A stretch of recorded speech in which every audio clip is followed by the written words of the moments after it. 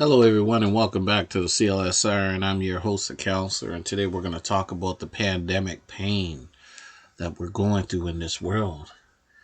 I mean, we are in November 2020, and there's nothing funny about what's going on. We have approximately 300,000 cases of infection a day. There are approximately 56 million people confirmed cases of COVID-19, and there are 1.3 million deaths since this pandemic has started. These are astronomical numbers. And now I know there's been facilities and organizations such as Johnson & Johnson, Pfizer, and Moderna, and all these organizations are talking about they have potential vaccine that are in the 90s when it comes to protecting people against this COVID-19. And yes, that's months away. It's probably not far away. However, there's a pain. There's a hurt and pain. There's a real grief. And it's going to be here for some while.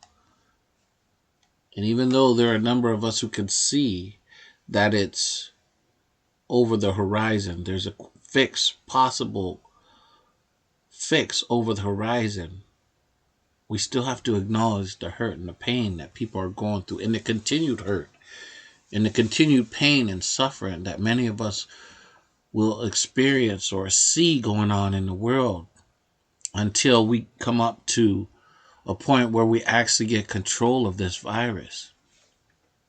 But can we understand this grief during this pandemic? Is there just something going on that we need to get a grip of? Right? It's like the coronavirus pandemic is causing people to grapple with these multiple types of grief, anticipatory grief, right? As well as grief after an unexpected death of a loved and cherished one. It's important to recognize these signs of the grief so that we can help ourselves heal. And it's so important for us to practice self-care and reach out to our friends and loved ones and talk to a mental health professional as just a way to cope. See, this global pandemic has created a new reality marked by this grief and loss. And, think about it. Weddings, concerts, meetings, travel plans, school events, and more. They've been canceled in the wake of this virus. And it appears right now that we are going, possibly here in Ontario, we're going to get into another lockdown. Because in Toronto and Peel, in these areas, the numbers are spiking. In the United States, the numbers are going crazy. Hospitals are getting overwhelmed. And we're probably going to see surgeries canceled. Surgeries for people who need this to live, for kidney transplants and, medical equipment. All these resources are going to be held back because this pandemic is coming into our healthcare facilities, and it's going to take over again because the numbers are getting out there. And I gotta tell you, I know we have this virus, and I tell you right now, just as these numbers are increasing, there have been some people who have not been responsible, who've held outings despite the warnings, because a lot of them don't think it's real. They don't believe it. Or they don't believe that it could happen to them. However, it can, and it has. And there's nothing left to say when it impacts your family. But it's real. Now, maybe it's not as excessive or damaging as the United States and other countries, but it's happening here. And it's forced us to process both individual and collective grief in the face of these uncertain times or an uncertain future, which we seriously are powerless to control.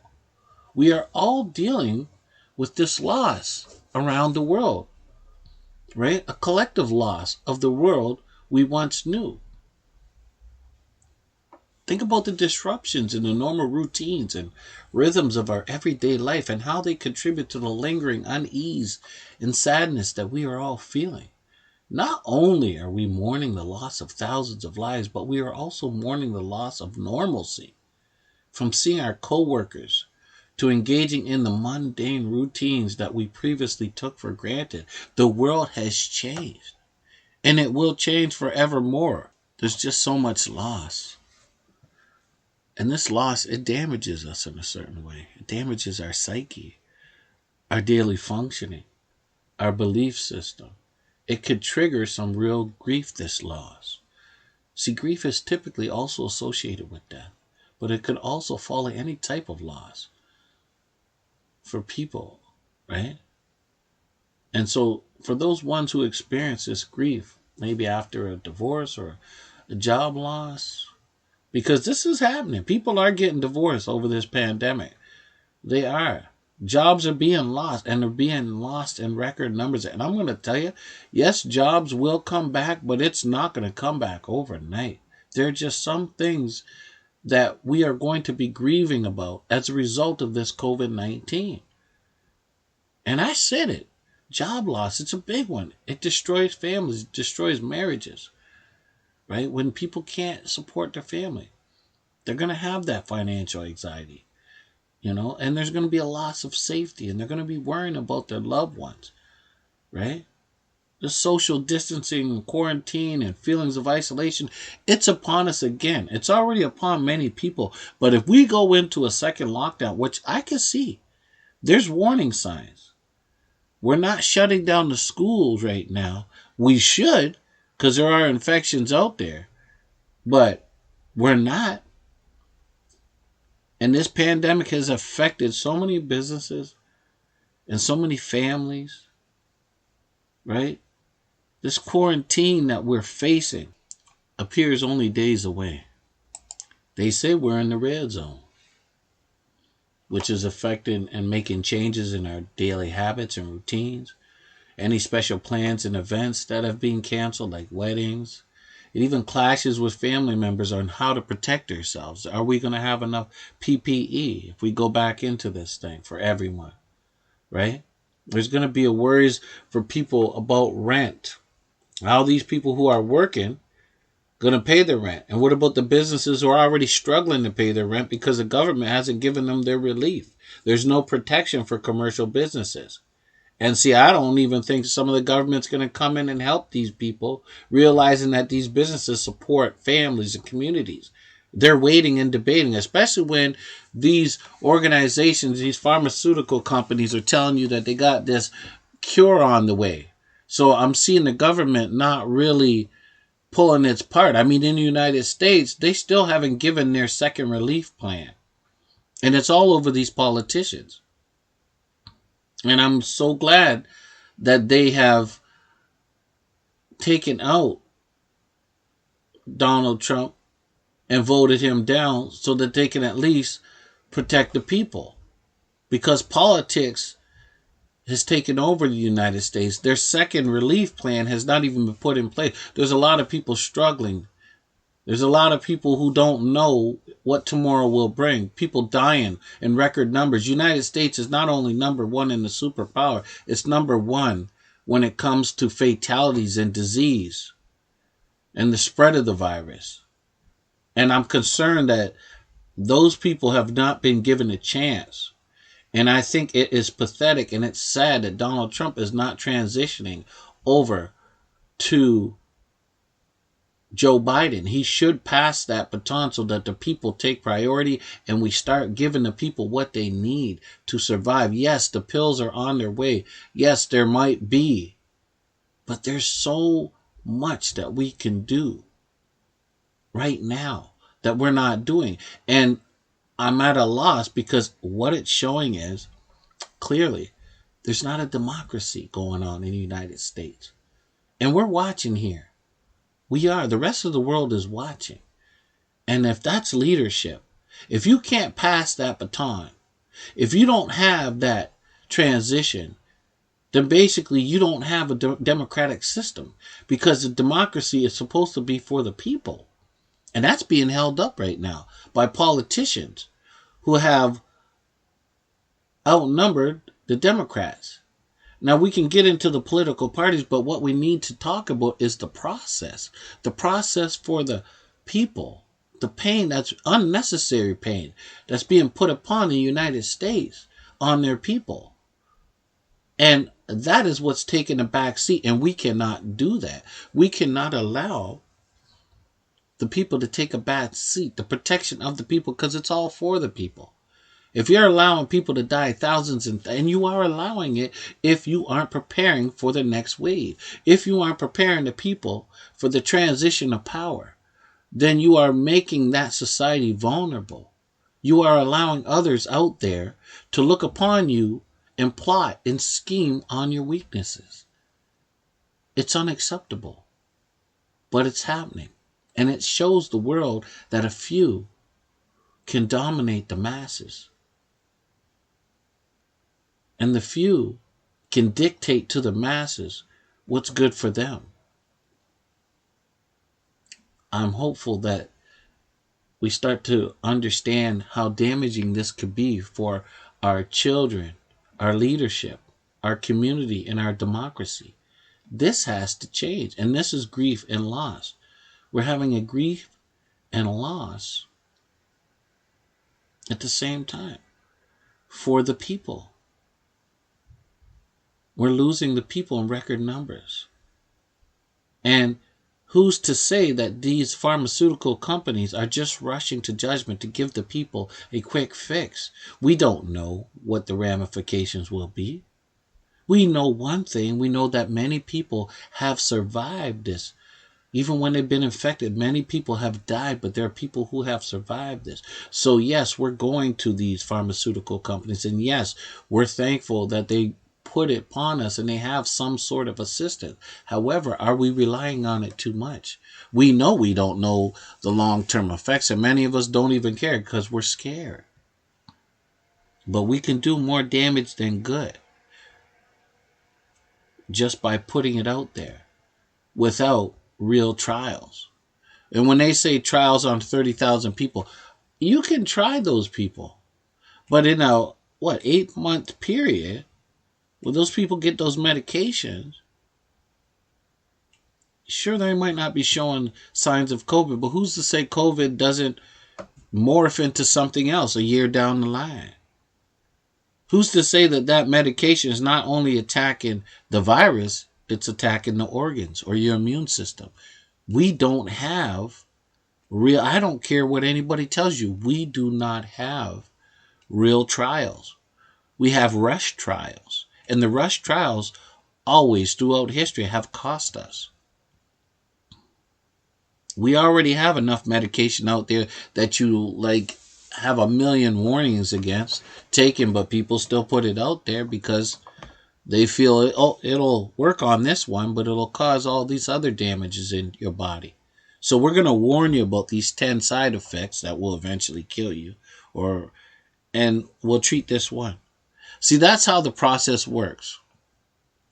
The stamp of approval, even though it could do more harm than good. I'm concerned that, yes, there's hidden agendas, and it should make people wake up when you get one company saying, oh, we're 90%. And then a week later, we got, well, we're 92%. And then we got 95%. Then we got 97% from another company. So it's no coincidence that each week we're getting increased numbers on these medications that they're saying will help. I'm not saying don't take them. I'm saying recognize that they're competing with each other. How effective are they really? And yes, they will do a job, but what job? How long? Will you need to get this shot in a year or two? Again. And what will happen if we put something out there that kills millions of people? What do we tell ourselves? Is that we were so afraid that we couldn't wait? Yes, we have to get the virus under control, and I do believe we do.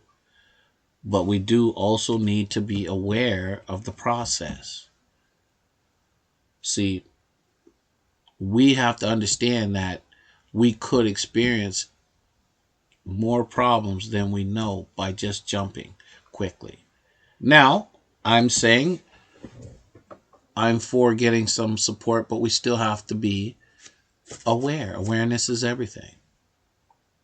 So we need to prepare ourselves for anticipatory grief. Not only are people now grappling with loss of normalcy, but also maybe anticipatory grief, or the feeling that greater loss is yet to come. This anticipatory grief is a type of grief that occurs before a loss, often after a person has a prolonged illness. The person who is ill and their family and friends may experience a period of grief as they emotionally prepare for this inevitable death. People who experience this type of grief can feel sadness over the impending loss or fear of what will happen. Anger over the situation and feelings of isolation and loneliness will be present. But let's talk about that feeling that we get when we have that death, that unexpected death. Because in addition to this anticipatory grief that people may be experiencing, people also may be struggling with the grief caused by this unexpected death of this loved one now or recently. Under normal circumstances, we turn to others in our lives for support. We might gather with friends and family to cry, share happy memories, and offer care and support to one another. See, the coronavirus pandemic has wreaked havoc on many of these rituals. This inability to engage in traditions that support the grieving process can make it much more difficult for us to manage and cope. Factors associated with the nature of the virus itself can also complicate the emotions that people experience. You could get feelings of guilt. You might be left with regret because you could not be there to support your loved one in their final moments.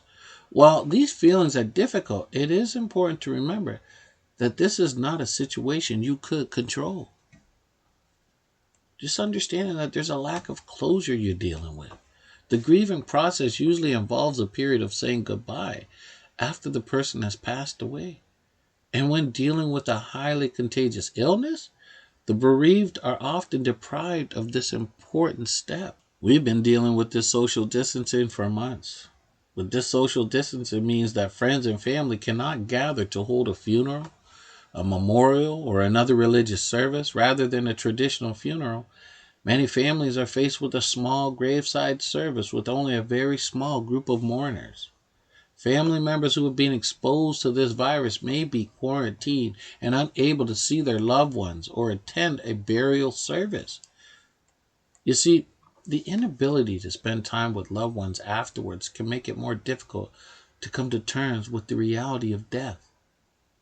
Think about the loss of these traditions and how it impacts our family. Whatever your religious backgrounds or beliefs, the rituals and traditions that take place after death are designed to honor the deceased and offer emotional and instrumental support to those who are grieving. For some, these traditions may be deeply spiritual in nature, so not being able to perform these final rites can be yet another source of distress and loss, which can result in feelings of isolation.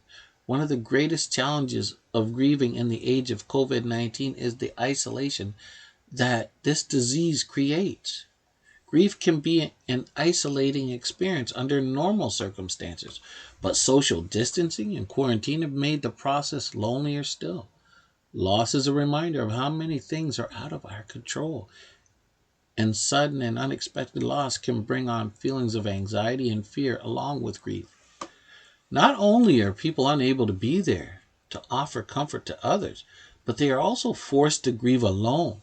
Instead of basic human comfort such as the embrace of a friend, people are cut off from trusted social support networks in their darkest moments. So, what are some of these signs that we're talking about? What is the sign of grief? It's important to remember that grief is a normal reaction to loss.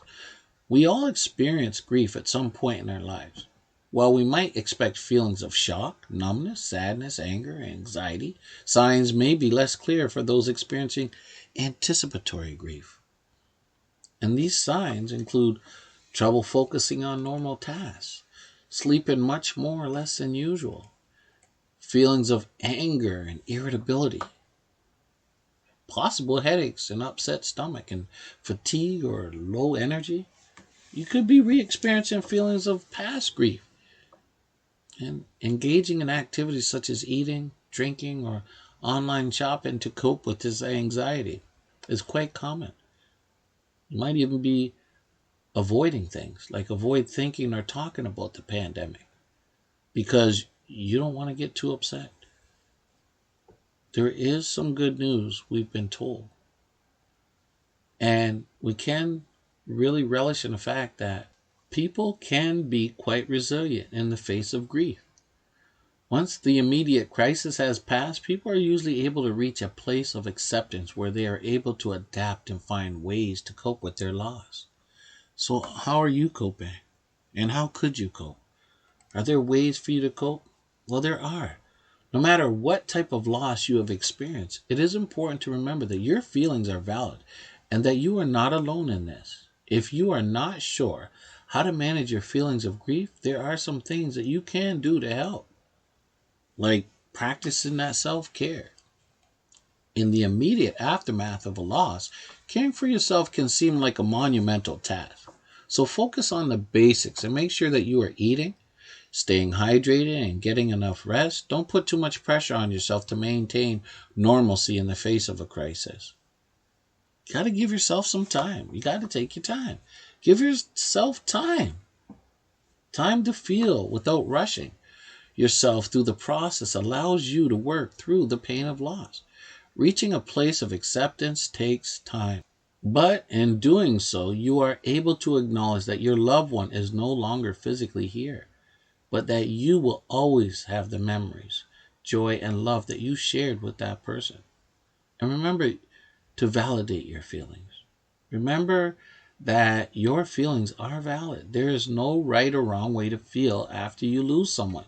The shock and disbelief that follow an unexpected death are often followed by a sense of numbness. Feelings of anger, regret, sadness, and depression are also common. The fact that you were not present for the death can add to the sense of unreality. In a world right now that seems turned upside down, you might not experience grief the same way you might have under normal circumstances. Try to remember that grief is personal and everyone experiences it differently. There are stages of grief that you got to be aware of. The initial stage is denial. Denial helps us minimize the overwhelming pain of loss. As we process the reality of our loss, we are also trying to survive emotional pain. It can be hard to believe we have lost an important person in our lives, especially when we may have just spoken with this person the previous week or even the previous day. Our reality has shifted completely in this moment of loss. It can take our minds some real time to adjust to this new reality. We are reflecting on the experiences we have shared with the person we lost, and we might find ourselves wondering how to move forward in life without this person. This is a lot of information to explore and a lot of painful imagery to process. See, denial attempts to slow this process down and take us through it one step at a time rather than risk the potential of feeling overwhelmed by our emotions. Denial is not only an attempt to pretend that the loss does not exist, we are also trying to absorb and understand what is happening. But secondly, we do experience anger. It's quite common to experience anger after the loss of a loved one. We're trying to adjust to a new reality and we are likely experiencing extreme emotional discomfort. There is so much to process that anger may feel like it allows us an emotional outlet. Keep in mind that anger does not require us to be very vulnerable.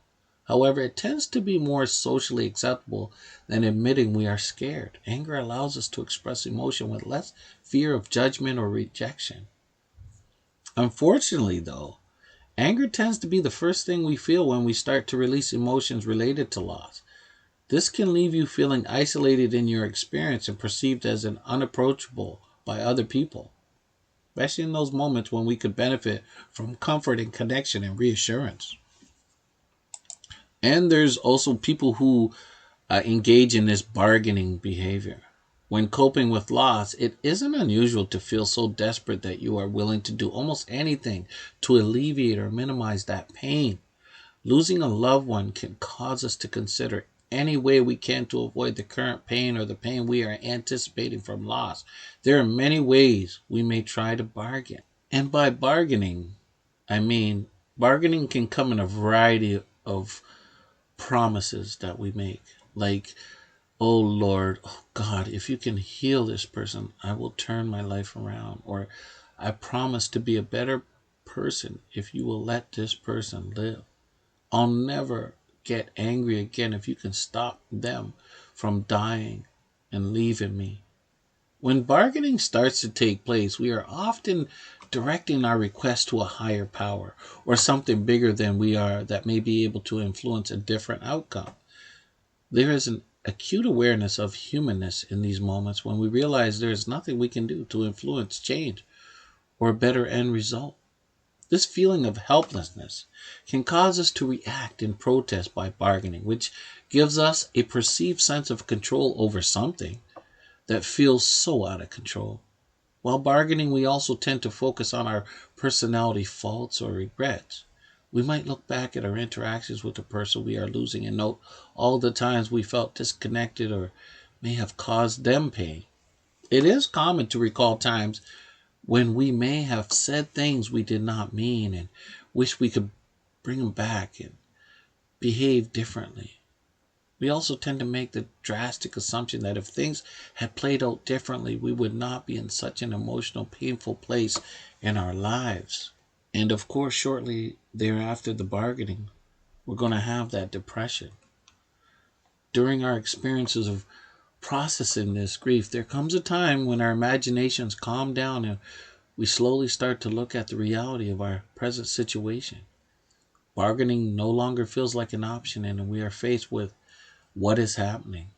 We start to feel the loss of our loved ones more abundantly. As our panic begins to subside, the emotional fog begins to clear, and the loss feels more present and unavoidable. It's in these moments we tend to pull inward as the sadness grows. We might find ourselves retreating, being less sociable, and reaching out less to others about what we're going through. Although this is a very natural stage of grief, dealing with depression after loss of a loved one can be extremely isolating. However, after the depression, you're going to go into a state of acceptance. When we come to a place of acceptance, it is not that we no longer feel the pain of loss. However, we are no longer resisting the reality of our situation, and we are not struggling to make it something different. Sadness and regret can still be present in this place, but the emotional survival tactics of denial, bargaining, and anger are less likely to be present. We need to be mindful that when we lose our attachment or we have these experiences of detachment with people who have been essential or important in our lives, such as caregivers,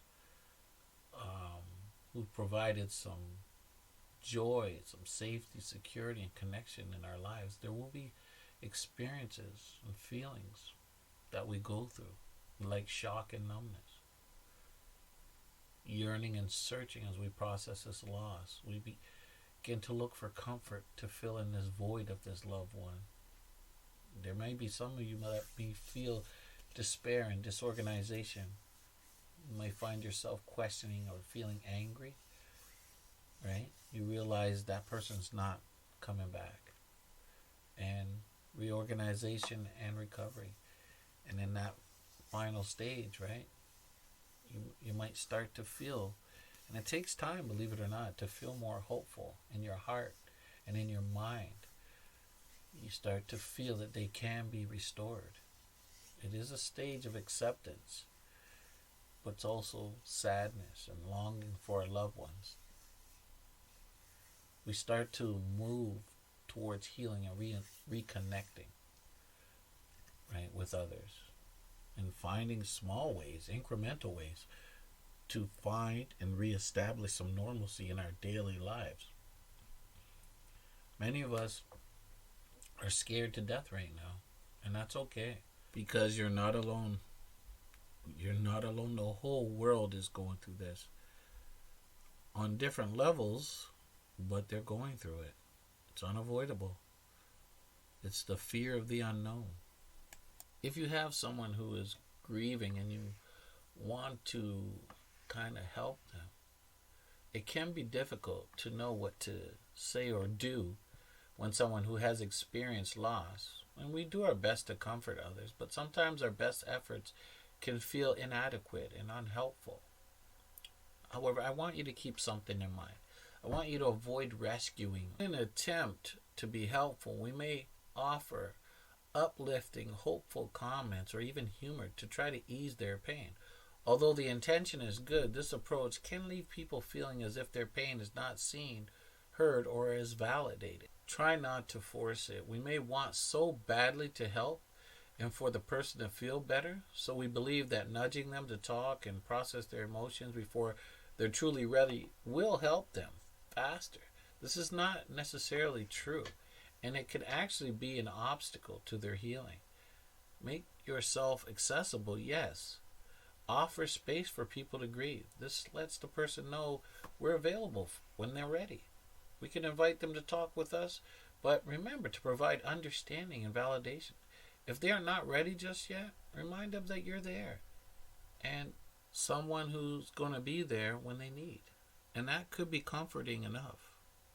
You see, we need to understand that healing is a process that is unique to each person. It may take a short time for one person and a longer time for another. And here, I'm going to let you know that you're going to have to name your struggles. Naming the issues we are struggling with can bring some much needed clarity to why we are feeling so stressed. We're going to have to try to identify at least 5 things that we have found hard, or and order them from, just make sure that you put them in order from the least to the most difficult. Choose one issue to tackle first and break it into smaller pieces so it's much easier for you to work on. And take it one day at a time. It can be very overwhelming to think about the change and loss this pandemic has brought and what is still to come. Remember, we have lots of work to do. We're not even near close. We've come a lot closer and we could see the sun over the horizon. However, if we are constantly worrying about whether things will get better, it affects our mood, stress levels, and motivation. We have work to do. Consciously taking things one day at a time can help split this big problem we may be facing into smaller problems. We got to prioritize our self-care. Many people at this time are focused on thinking about and taking care of others, whether in their personal lives or professionally. In this situation, it is easy to forget about taking care of ourselves. We got to prioritize self-care by checking in with yourself every day to see if you've taken time to keep yourself balanced and mentally and physically healthy, right? For some people, self-care may include reading, writing, revisiting an old friend, a hobby. Might be staying in touch with friends and family. Try to become aware of what your mind and your body need in order to stay grounded and build it into your routine. Exercise, it's really good. It's really good to release some stress. You might even have to customize your exercise routine to what your body is telling you. It may include walks, bike rides, running, yoga, stretching, any one of them. And please talk to someone else. Talk to someone. Reach out and talk to family and friends for support. Let them know what you are experiencing and ask for what you need. If you do not feel better, reach out to your doctor and ask for a referral for professional support. The counselor is always there for you.